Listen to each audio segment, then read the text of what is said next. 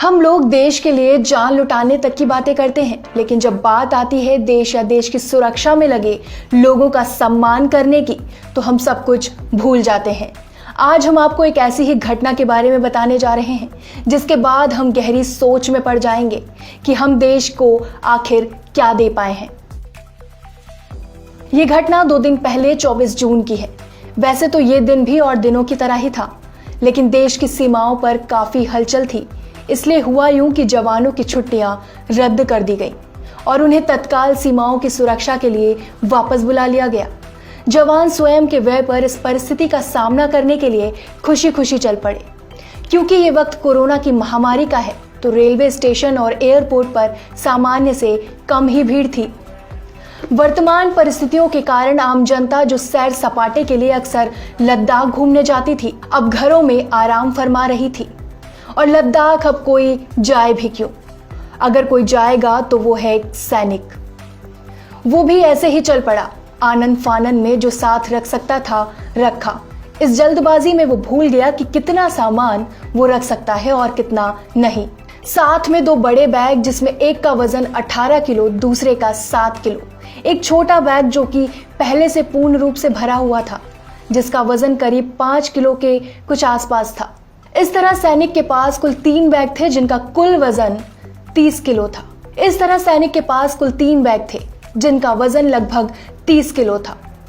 Bag में उपलब्ध सामान में से 85% वो सामान था जो उसकी ड्यूटी के लिए जरूरी था। लद्दाख जैसी विषम परिस्थितियों में काम आने वाले विभिन्न प्रकार के जूते और कई प्रकार की वर्दियां उसके सामान को भारी बना रही थी। यदि वो आम नागरिक होता तो उसका बैग 85% तक हल्का हो सकता था। बोर्डिंग पास की लाइन में इंतजार करते हुए आखिरकार उसका नंबर आ ही गया। मन में शंका लिए वो आगे बढ़ा और टिकट की कॉपी दिखाते हुए बोर्डिंग पास जारी किए जाने का इंतजार करने लगा। उसका पहला बैग सफलतापूर्वक बेल्ट पर आगे बढ़ गया। जैसे ही उसने दूसरा बैग वजन के लिए रखा, उसे तुरंत रोक दिया गया। सैनिक समझ नहीं पाया कि आखिर क्या हुआ। तभी एक आवाज आई, सर ये नहीं जा सकता, आप एक बैग ही ले जा सकते हैं, इसके लिए एक्स्ट्रा चार्ज लगेगा। 400 रुपए किलो, काउंटर पर बैठे एक व्यक्ति ने कहा।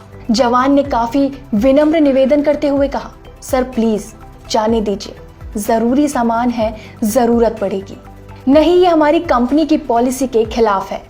आप अपना बोर्डिंग पास लीजिए और साइड हो जाइए। और भी यात्री लाइन में हैं, काउंटर पर बैठे व्यक्ति ने कहा। जवान ने फिर निवेदन किया कि शायद इस बार वो लोग मान जाएं। सर प्लीज देख लीजिए, ज्यादा नहीं है, 7 किलो ही तो है, अगली बार ध्यान रखूंगा। अब की बार काउंटर पर बैठे व्यक्ति ने थोड़ा झल्ला कर कहा, नहीं सर, आप समझते क्यों नहीं, फर्स्ट काउंटर पर जाकर हमारे मैनेजर से बात कर लीजिए, हम कुछ नहीं कर सकते। निराश जवान काउंटर से हटते हुए काउंटर नंबर 1 पर गया। वहां भी यही जवाब मिला। हताश होकर पंक्ति में लगे अन्य लोगों से पूछने लगा कि क्या आप में से कोई लद्दाख जा रहा है, पर सबने मना कर दिया, क्योंकि वो सैनिक चाहता था कि अगर कोई लद्दाख जा रहा हो तो अपना एक्स्ट्रा सामान किसी और के बैग में रख देगा, जिससे वो अधिक भुगतान से बच जाएगा। आखिर में थक हार कर सैनिक दोबारा उसी काउंटर पर गया और निवेदन करने लगा। उसने बताया कि वो एक फौजी है और सरकारी आदेश के तहत अपनी ड्यूटी का निर्वहन करने जा रहा है। उसका वहां पहुंचना बेहद जरूरी है। जवान ने रुआंसा होकर कहा, सर सीमाओं पर हालात सामान्य नहीं है, कृपया इतनी मदद तो आप कर ही सकते हैं। स्पाइस जेट के कर्मचारी ने गुस्से भरे लहजे में कहा, आप पहले लाइन में लगें और फिर बारी आने का इंतजार करें। आप अपनी ड्यूटी कर रहे हैं तो आपको ये दिखाई नहीं देता, हम कोरोना में भी काम कर रहे हैं। लाइन में दोबारा लगना मतलब कि 45 मिनट फिर से खड़े रहना। खैर वो सैनिक था, बर्फीली रातों में घंटों सीमाओं पर खड़ा रह सकता था। ये 45 मिनट उसके लिए कुछ नहीं थे। लाइन में अपनी बारी का दोबारा इंतजार करते हुए वो सोचने लगा, यह है देश के नागरिकों की सोच। सोशल मीडिया पर सैनिकों की शहादत पर आंसू बहाने वाले ये लोग कितने घटिया हैं, क्या इनके लिए जान देते हैं हम। फिर सैनिक ने सोचा, ये तो मानने वाले नहीं हैं, तो अगर 7 किलो वजन कम कर दिया जाए तो क्या कम कर सकता हूँ। वो कंबल जो उसकी माँ ने जाते वक्त ये कहते हुए दिया था, बेटा वहां ठंड होगी, जरूरत पड़ेगी, जिसकी कीमत 1000 रुपए से ज्यादा नहीं होगी, पर उसकी कीमत से ज्यादा उसे उसके किराए पर खर्च करना पड़ेगा। ताकि उस कंबल में उसे उसकी माँ की गोद का एहसास होता रहे। या फिर वो टिफिन जिसमें उसकी पत्नी ने सफर के लिए कुछ रोटियां और घर की बनी मिठाइयां रखी थी, ताकि रात भर के ट्रेन से एयरपोर्ट तक के सफर में वो खा सके। क्या चुनना था, क्या नहीं, यही असमंजस में वो आगे की ओर बढ़ा। बिना ज्यादा कुछ कहे अपना डेबिट कार्ड काउंटर पर बैठे स्पाइस जेट के कर्मचारी को थमा दिया। अपनी जीत पर मुस्कुराते हुए स्पाइस जेट के कर्मचारी ने एक पर्ची बनाकर उस सैनिक के हाथ में थमा दी। तभी एक मैसेज उस सैनिक के मोबाइल पर आया। ₹2800 spent on your SBI card ending with 5437 at SpiceJet Limited on 24 June 2020। पर्ची को और कार्ड को जेब में डालते हुए वो अगली प्रक्रिया के लिए आगे बढ़ गया।